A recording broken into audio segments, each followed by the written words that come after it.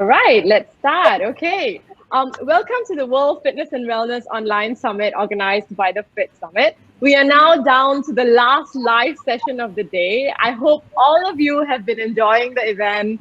Feel free to leave your LinkedIn profile in the chat tab. Don't be shy to say hi, hello to your industry friends.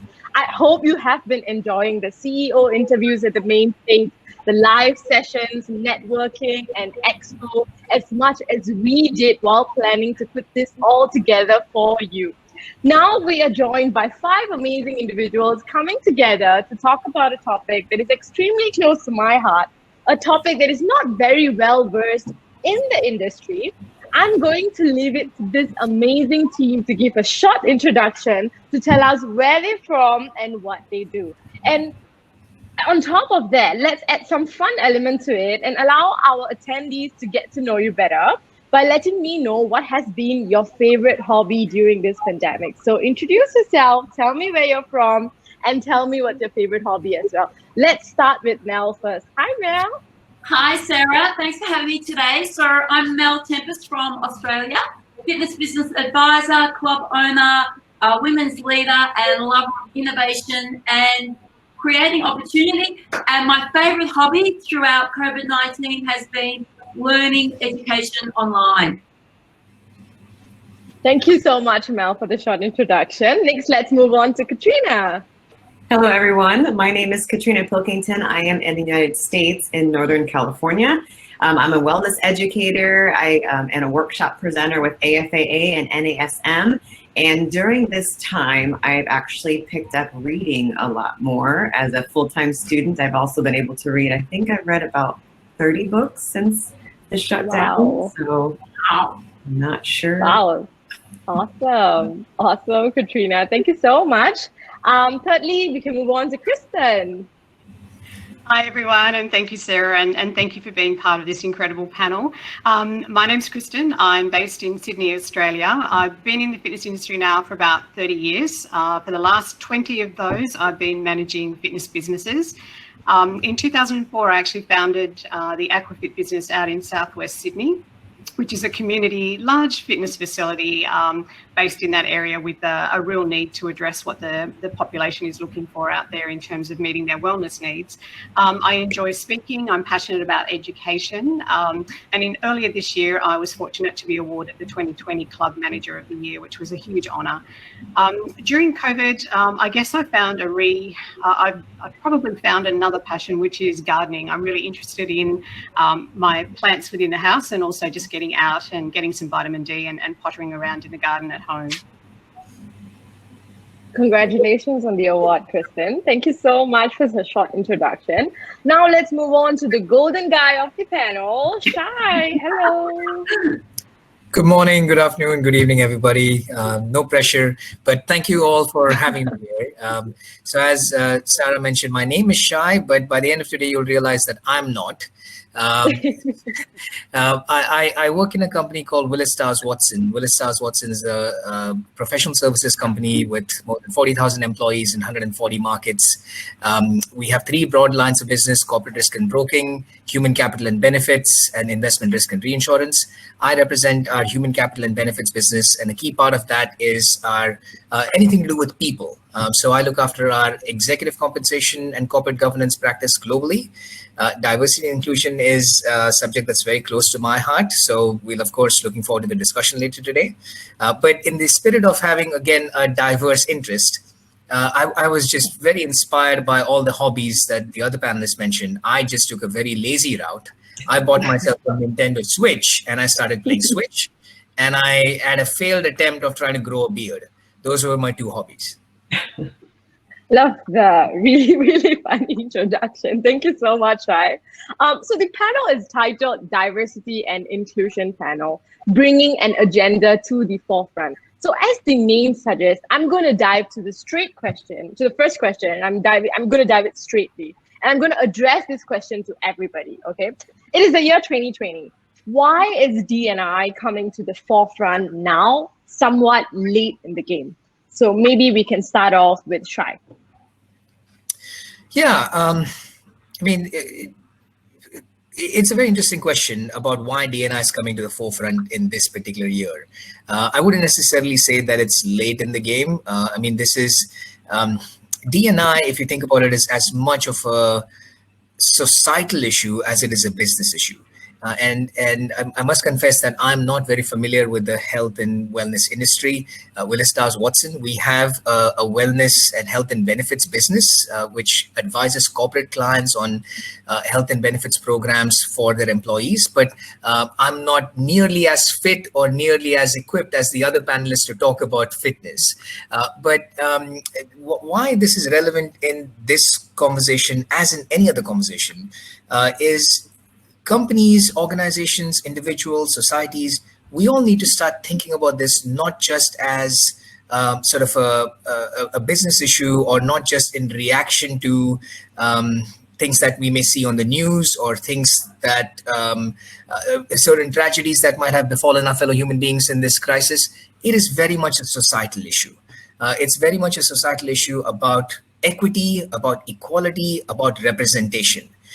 And personally, and at Willis Towers Watson, we've always taken a view that, of course, gender diversity is an important lens, because that is the lowest hanging fruit. I mean, if we can't even get gender diversity right, then sort of thinking about higher order questions is a longer term discussion. But this very much, at least from a business perspective, very much is about equity, about fairness, about representation, about equality. And if you think about the business benefits come through what I call cognitive diversity. And by cognitive diversity, we mean diversity of thoughts, diversity of experiences, of problem solving, of reasoning, of contextualizing issues and trying to solve them. And to that regard, diversity, the definition of diversity should not just be contained to gender. It needs to be moved beyond the physical attributes of diversity. And we take a view at Willis Towers Watson, sort of there's 8 or 9 different attributes of diversity, clearly gender being one, but age, race / ethnicity, your tenure or your independence, domain expertise, industry experience, geographic coverage, educational backgrounds, and your leadership styles, including sort of any organization you need to have. I mean, the old saying, what makes an orchestra a good orchestra is not just having a bunch of pianists or a bunch of violinists. It needs to be that mix of sounds, and only then it becomes sort of truly melodious. So that cognitive diversity is fundamentally important in anything we think about in business. Thank you so much, Shai. I love the term cognitive diversity. I've never heard of it, actually. So thank you so much for bringing it across to us. Next, let's move on to Kristen. So I'm going to pose the same question to you, Kristen. Why do you think D&I is late in the game, especially for the fitness and wellness industry? I think it's fair to say that it's always been on the radar. And I think what, if anything, this social pandemic has really highlighted is the fact that there is very much what Shai was saying, is that there's this level of inequality, and it's been almost magnified and accelerated. So where we might have been on a continuous course, I think it's all been brought forward. And I think what the COVID crisis has shown us as an industry and just as humans is that we're really seeing a level of inequality. And I think particularly amongst those of lower socioeconomic, means, I think what we're seeing through a lot of reporting is that basically the people aren't receiving the treatment they deserve based on their lower socioeconomic status. So we're really seeing a great divide. And it's really highlighting, I think, a great level of inequality. And really where we are now, I think there's a realization that we really can't go back. And what it's done is really hone and put a spotlight on these societal issues. And we're really living in an age of change at the moment, which is good, because with change also provides us with the opportunity to look at what we can do to improve and what we can come out of this this horrible mess that we're in at the moment. And I think more than anything, it's not going away.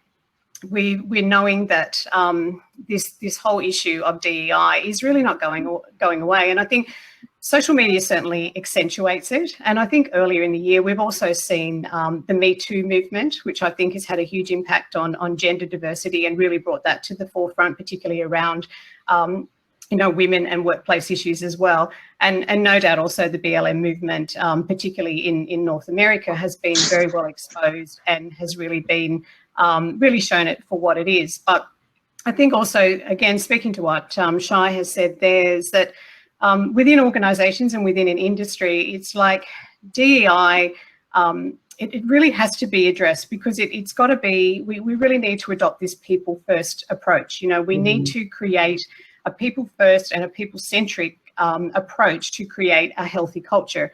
And really, as we're coming out of this, the organisations and the industries and the business which will truly shine, survive and thrive are those which really have created transparency through this whole pandemic. And, there is also, I heard Shai talking a little bit about corporate social responsibility as well, too, because, this is very much tied into our corporate responsibilities as organisations and generally just as humans. So in summary, it's a really pivotal point. I think, through all of this pandemic, it has created incredible chaos, but it's also created the opportunity for us to move forward and fast track and accelerate the focus on these issues. Definitely. I definitely have to agree with you on the last point, Kristen. Thank you so much for sharing. Moving on to Katrina, same question to you. What are your thoughts? Sure. I definitely feel like this time of, I call it being spatially distant, but still socially connected. We are being into like a forced timeout. I like to say everybody's been put in their corner in a forced timeout to reflect and think about what's most important right now. And I feel like a lot of us as humans realize how important it is to be connected.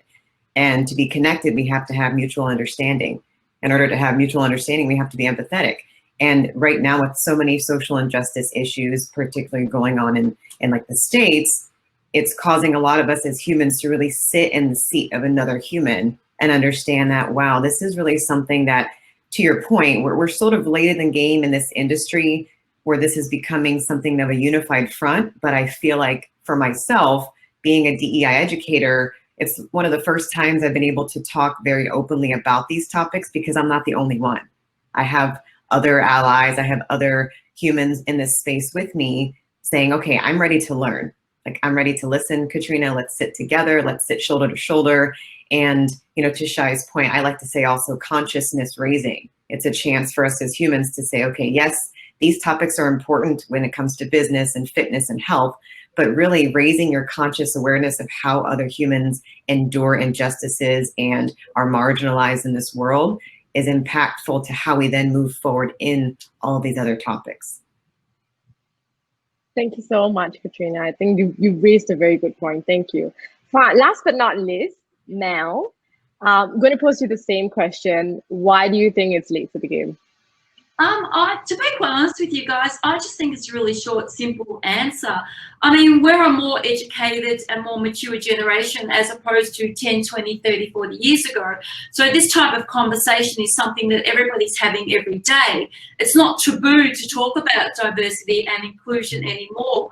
What our role now globally is really to be educating people about, yes, it's okay to talk about it. And yes, we need to move forward. I mean, when you look at it on a bigger scale, let's face it, the world leading companies now are driving diversity and inclusion. I mean, have a look at everybody who's involved with Fit Summit today, all of the sponsors. They're all leading suppliers and they're all driving D&I. So, I mean, we're just a more mature generation, and I think it's become more acceptable. Thank you so much, Mel, for keeping it short and sweet. Thank you. I think let's move on to the next question, which you guys touched a little during when I asked you the first question. How do we enforce or encourage D&I to be a priority when businesses have other big issues to deal with? Like, for example, a pandemic, capital constraints, tightening budgets, and highly competitive landscapes. These are some of the examples that businesses are going through now. Do they have time to tackle D&I issues? And if they do, how can we encourage D&I at this issue to be very carefully tackled? I'm going to pose this question to Shai and Mel. Maybe Mel, you can go first. Yeah, I think, look, D&I is always a risk when there's a crisis, and it can be put on the back burner. But we all know that also it can play an important role in business recovery. It's critical. unintentionally we put it on the back burner and we'll say that we'll come back to it, but it will play a pivotal role in recovery. And I think, in fact, and, correct me if I'm wrong, it can actually take your business to the next level if you address it. And I think that that's probably where consumers will be looking at businesses and saying, look, they are looking at, diversity and inclusion, and they're more likely to support businesses that do that. So though, we've got everything going on, we also need to remember at the same time that this is also a great time to shift gear and spend a little bit more time on looking at it and also utilising it, not only to grow the business, but also, you have to be seen doing it out there. I mean, as I said, it's pivotal to the success of your business, and it can take your business to the next level. Thank you so much for sharing this, Mel. Shai, do you share the same thoughts with Mel? And I understand that you cannot speak it's difficult for you to speak for the fitness and wellness industry. But what is it out there? How is it out there? Indeed. First of all, I agree with everything Mel said. And maybe it's an important question, right? Because we hear this in all the time. Current crisis, we need to focus on saving jobs. We need to focus on cash conservation. Is this the right time to focus on D&I? My counter question, and always trust a consultant to answer a question with another question, but my counter question is always, is there ever a right or wrong time to be honest? Is there ever a right or wrong time to be truthful, to do the right thing, to be conscientious? No, irrespective of what the situation is.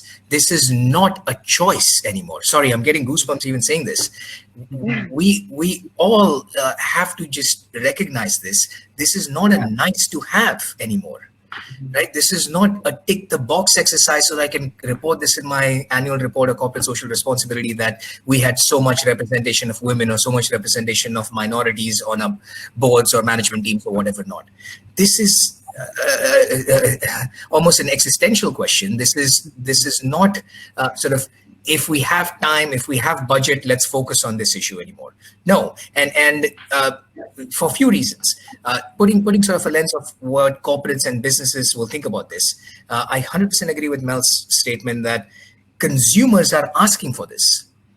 We have seen so many examples, which I won't go through today, but so many examples of consumers actually voting with their feet, boycotting brands that sort of do not stand for their own values, moving away from brands or companies that are not consistent or congruent with their own D&I beliefs and sort of diversity and inclusion thoughts, but also thinking very, very practically. Current situation requires a very different mindset for companies to emerge out of this crisis and emerge stronger. There is a lot of academic research, Willis Towers Watson research, that actually suggests that transformation, and if you think about the current climate that we're in, it would require transformation. It would require transformation of business models, of ecosystem partnerships, of new ways of working so that companies can emerge through this crisis. There is a lot of research that suggests that transformation requires teams that have diversity of thought, experience, that cognitive diversity I spoke about earlier. To Mel's point, to leapfrog sort of transformation or to leapfrog your competitors, I think it is a business imperative as well that we think about diverse teams, but also bringing diverse ideas and perspectives in solving any of these issues. I can see a comment in the chat which from Ross, which couldn't agree more. The time is now, not tomorrow. If anybody's thinking about this as a nice to have, or if anybody's thinking about this as, look, if next year profits pick up, then I'll focus more on D&I, please reorient that thinking. This is not a nice to have anymore. And if you don't do that, this is a question of survival. Your consumers will vote on their feet. Your investors will vote on their feet. I don't know if anybody caught this in the news a couple of days ago, but one of the largest institutional investors in the UK, Legal & General, it came out with a public statement that by 2022, if any of the boards in the FTSE 100 companies do not have at least one, what they call BAME, Black, Asian, minority, ethnicity director on the board, then they will vote against that board. So think about that. It's not just consumers, employees, it's also your investors. Investors will take away capital if you're not representing their D&I ideals. I completely agree with you, Shai. I have to say, one in conclusion, whatever Mel and you said, it's not a should have anymore. It's a must have. And it's the fact that it really determines the survival of the company. I'm going to actually, since it's I would say it's a very controversial question, I would like to throw it to the floor to Katrina and to Kristen. Like maybe if you guys could share it in a few words. What do you guys think? Well, I totally agree with Mel and Shai on that piece. And I feel, as I spoke in my session earlier about the fact that, diversity, equity, and inclusion kind of go together. You can't have one without the other. But, diversity is having everybody come to a dance. I've heard this quote, I'm not sure exactly where it came from, but inclusion is being asked to dance. And to me, equity means like, if I'm short and little, I'm able to stand on somebody's toes and they're going to hold me up to feel included in that. And I know that I've shared this statistic in some of my panels and workshops that it takes 30%. So for a minority individual or a marginalized individual or somebody of a diverse background to see themselves represented in a company or organization, they need to see 30% representation to fully buy in. So it's not a matter of being able to see this as an option. It's being able to see that this is something that's necessary. But on the same token, I spoke about this as well, tackling internal biases to see, okay, why is my business not diverse? Where could I improve my diversity and shift my thought consciously because of unconscious biases that I don't even know exist is imperative to shift the culture of an organization, even during a time as this. This is a time to do this, even though it seems like something that might not be the right time. Thank you so much, Katrina, for sharing your points. I would move on to the next question. Kristen, I'm sorry because the time, it's been interesting conversation so far, and I want to make sure that I cover all points in this panel. So the next question is definitely directed to you, Kristen. Beyond the gender pay gap, gender equality conversations, which are the normal conversations that are usually had during D&I panels, what more is being done for the physically disabled population within an organization? Yeah, that's interesting because, like you said, the focus is often so much around gender. I think typically from a disability, when we're talking about as we know, there's lots of levels of disability. And I think it's difficult to focus on one. Physical disability is something which is just so obvious. There are so many other disabilities which aren't obvious. Even within the scope of a physical disability, it covers so many different things. But it is so important. I know here in Australia, for example, that during their lifetime, 1 in 5 Australians are going to experience some level of disability. And obviously, we also know that as we age, that level of disability increases as well. So there is a direct correlation between that. And then if we look at the concept of age in itself, ageism is also another bias and another opportunity, if you like, where people are discriminated against. But I guess in terms of looking at it, I can focus on the perspective of what we do in our business. And, the whole aim of looking at that physical disability aspect is to be inclusive. It's like what we're trying to do overall is to minimize the biases and really focus on the inequities as we keep going back to, from there. And there's a couple of ways, 3 main ways that I can identify with that. And if you're looking to construct a new facility, then the first way that you can address physical disabilities and making sure that you are being inclusive around that is to really look at the design of the facility to make sure that most places are covered by a building code, but to make sure that it's fully accessible in things like having accessible change rooms, that you're having lifts, that you've got, specified parking and things like that to make sure that you're compliant in that area. And then within the business, once you're operating, I suppose it's really looking at how you may be able to provide specific, programs around that. And I know this is a huge opportunity, and I see Killian on this call as well from URSA, and it's something which is incredibly important, but it's also a huge opportunity for those of us who are prepared to sort of go down that road and really focus on that. And even a specific program may be as simple as just looking at a program for the over 60s, for example, in being able to have a program which is inclusive, addressing that diversity and providing something within the business to address that. And then if you're also looking at from an equipment perspective, you also have the opportunity to say, look, we're going to make a conscious decision to make sure that we purchase some specific equipment which is designed to be able to accommodate those with certain physical disabilities.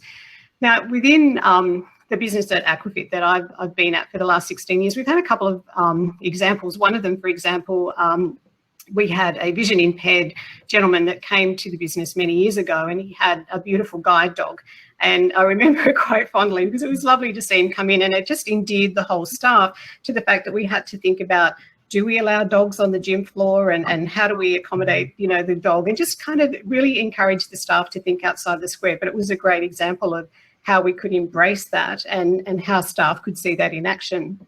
We also have a great ambassador. We have a member by the name of Paul Nanari. Now, Paul is actually a silver medalist Paralympian in wheelchair, and he's an incredible athlete. And we work very closely with him to educate our team on the needs of what it's like to have a physical disability. He's an incredibly strong athlete, but we also sponsor him as well so that we can engage him. And it's also very good to help educate our team.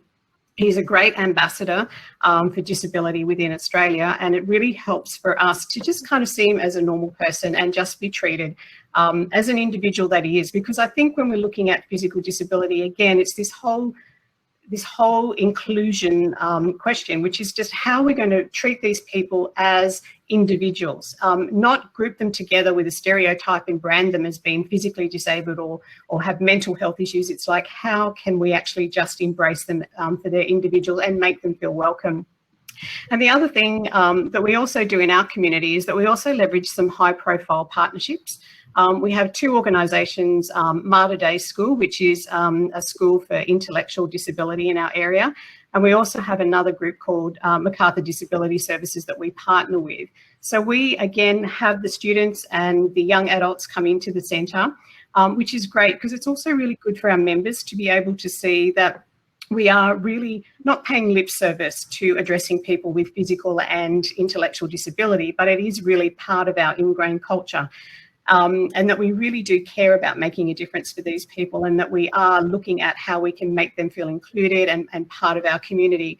And like I said, at the same time, it's also educating our team on how that they can, you know, make them feel involved in what we're doing.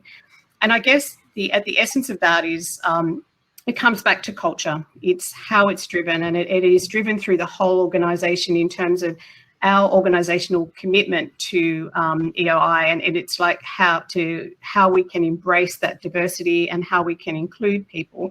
But it's something which is imparted through all our training. It's part of everything that we do. So it is so heavily ingrained in our culture that it's exactly part of what we do. Thank you so much for sharing this. If I'm going to pose the same question to Mel, what do you think, what more is being done for the physically disabled population within the organisation? It's really interesting. I was listening to Kristen, and, you know, I'm an independent club owner, and we have similar programs that Kristen has in place in our club. But I just want to shift that just a little bit, and I won't keep you very long on this. You know, diversity inclusion is more than the race and the culture and the special needs people. It's also about the LGBT community. And I think it's really, really important moving forward that we address this community and that we invite them into our businesses, you know, that we hire them behind our desks, that we in our marketing and our advertising, that we include the message that they're welcome. It's only natural that, you know, if you've got special needs people coming in, that you're going to be advertising that through your marketing, etc., and running lots of different programs. I think that that's just a natural standard part of your business. But my point being is that D&I is more than race and about culture. It's also about white people who are gay, black people who are gay, brown people who are gay, special needs people who are gay, and people don't talk about this.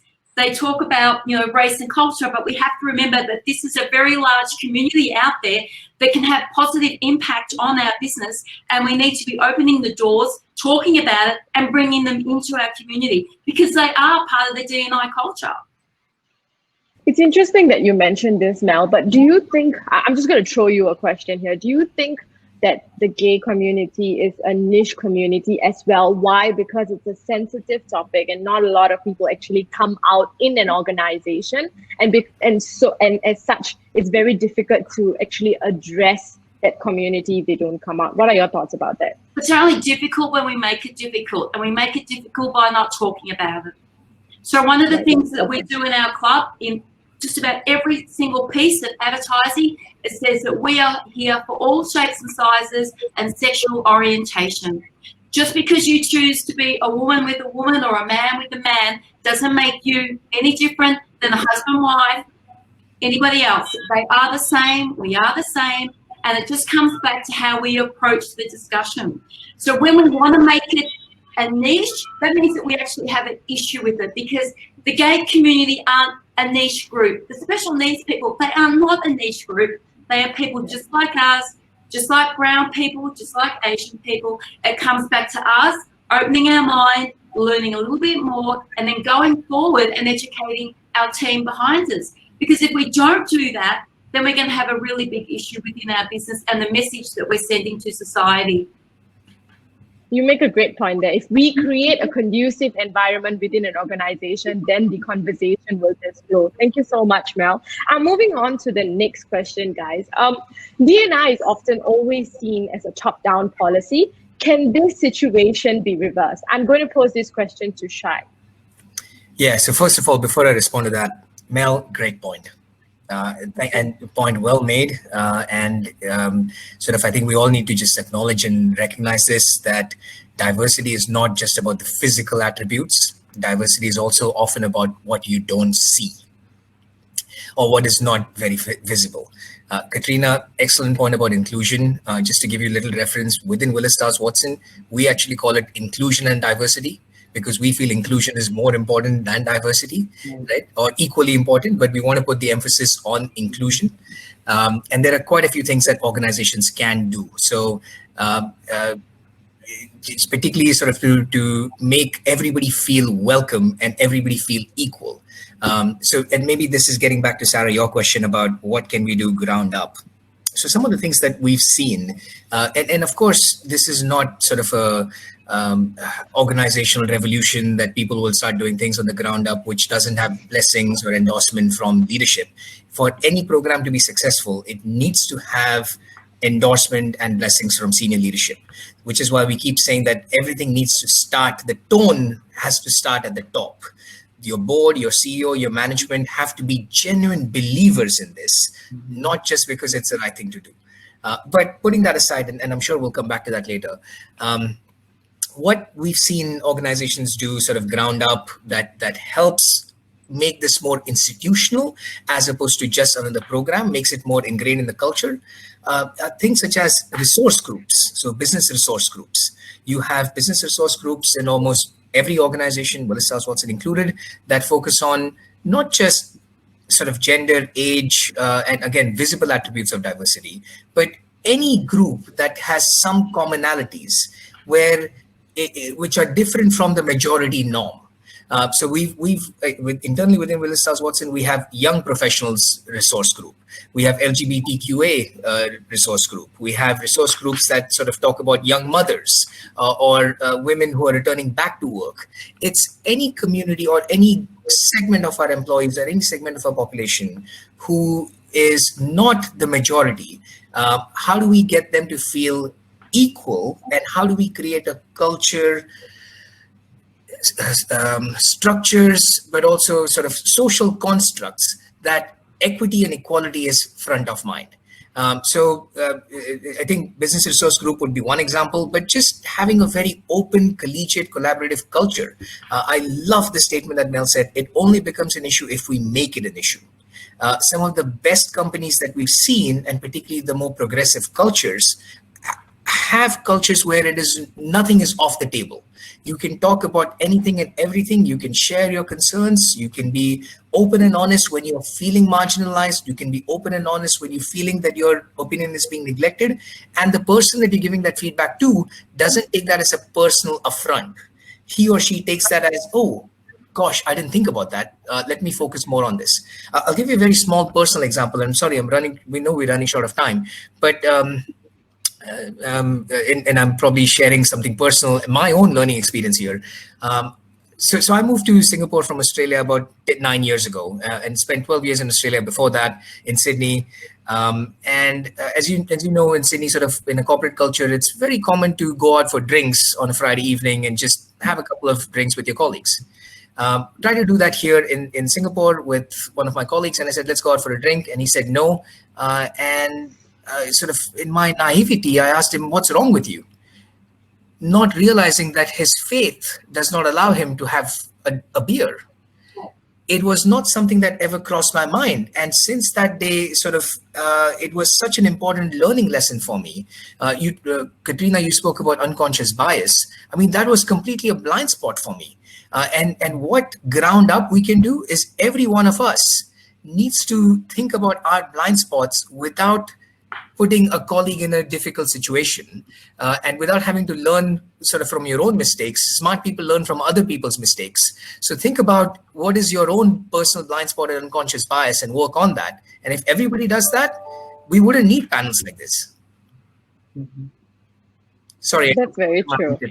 That's very true. No worries, Shai. Thank you so much for sharing it. I think I love the concept of the knowing your blind spot concept. I like that. I think, Katrina, just a bit of just a summarizing way. Like, can you let us know why is D&I often seen as a top-down policy, and can this situation be reversed? And if you do agree with Shai, you can always, share more about that.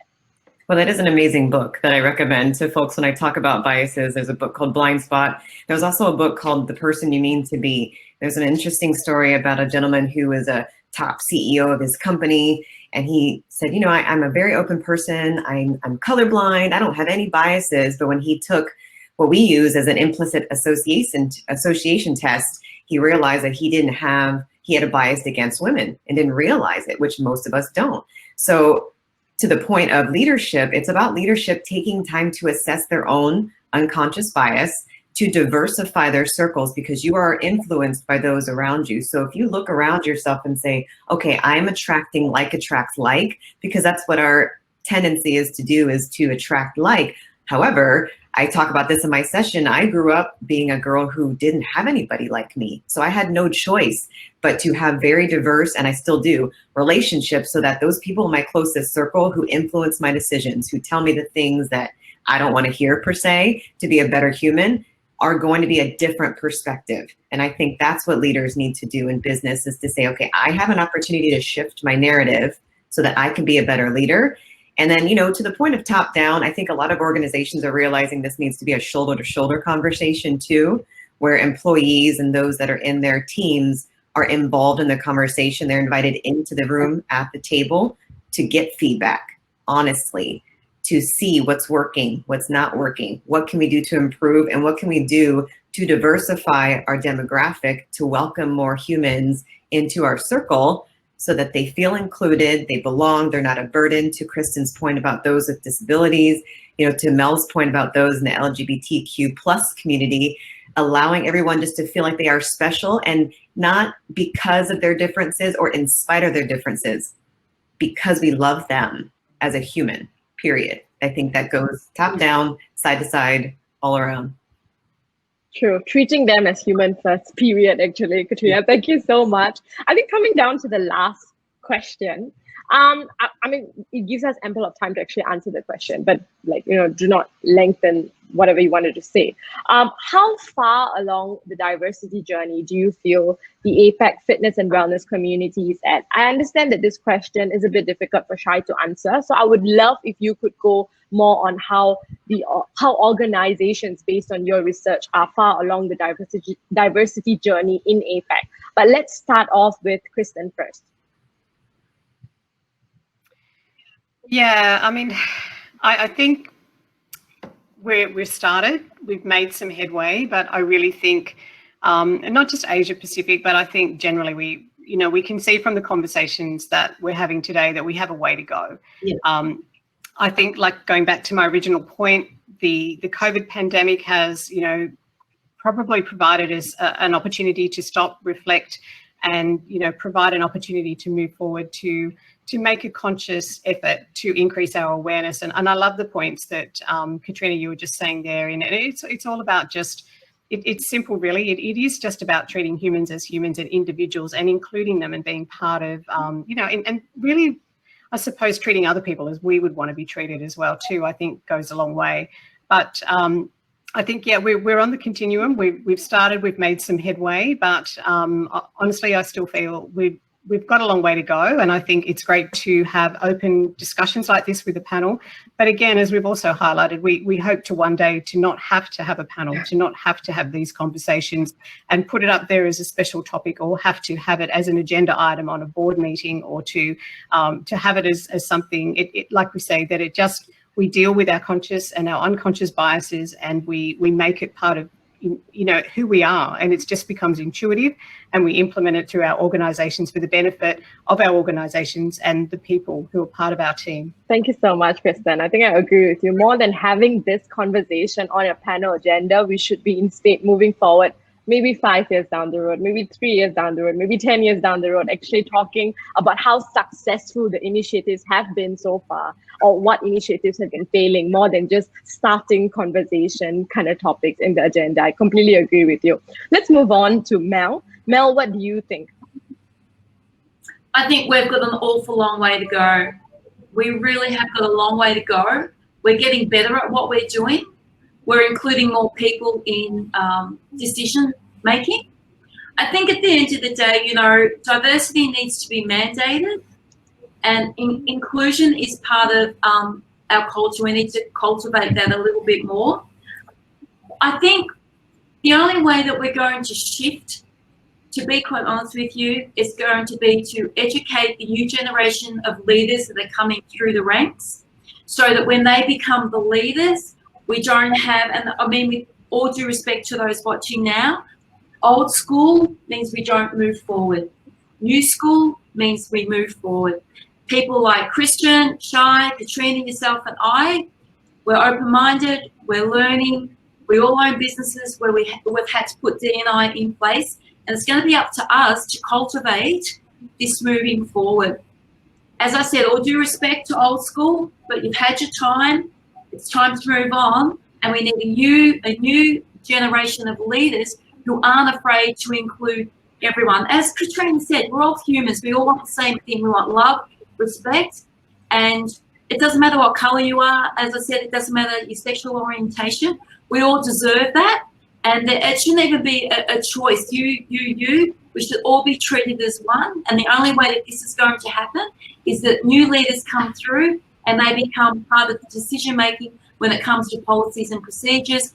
At the board table, we need to see equal women, we need to see equal races, and we need to see more gay people sitting on boards too. It's the only way it's going to change. Thank you so much, Mel, for that beautiful wrap up, actually. Thank you. Let's move on to our second last, Katrina. I think, you know, I'm just going to steal all of my panelists' commentary, but to add on to that, I think what I'm seeing is we're dipping our toes in the water. We're getting a feel for what it's like I said, to do this as a collective whole. But one of the things I feel that's going to carry us forward is to stop getting defensive. I see a lot of defensive, like, oh, no, okay, stop getting defensive. You are a good human, all of us, business owners, employees, every one of us. And every single one of us has work to do. Every single one of us has self-work to do. And if every single one of us did the self-work, all the other things that we're talking about would happen. But it takes removing the defensiveness and inserting the saying of, okay, I have work to do for myself, and seeing where you have the opportunity in your own personal circle. That impacts business, what you do in your family, your community, your kids. That is where we start. We have to start in here in order for all of this to progress forward. To Mel's point, we have a long way to go. We've started, but for me personally, being an individual who teaches this, I've been asked a lot to speak on these topics, more so now than ever, but I would love to see this carry on and not just be, I don't want to see it be a trend. It shouldn't be a trend. It should be ongoing, and it shouldn't stop. Thank you so much, Katrina. I think the first step to everything is stop being defensive. I like that thought. Last but not least, Shai, what are your thoughts around this? So I have a minute left, so I'll try to be quick. No pressure. It usually takes me that long just to introduce myself. Look, I was thinking very quietly as the panelists were summarizing their final thoughts, because it's hard not to agree with them. And definitely everything they said resonates. It's actually given me a lot to think about as well. So first of all, I want to thank the panelists and you, Sarah. You've opened my eyes as well, sort of a few things that I had not considered before. I definitely agree with Katrina's point about looking at starting with self. And if everybody takes care of the self, sort of the collective takes care of itself as well. But to answer your specific question, how far are we? Look, honestly, I don't think we've done enough. I could give you stats about percentage of women on boards and how that's improved and how that's sort of shifted the needle. And I can talk to you about minority. We can talk about all those stats and improvements till the cows come home. The reality is, in all of those, they are still more symbolic than true diversity and inclusion. And maybe I'll end with this. Personally, I think what's missing is lack of consequences.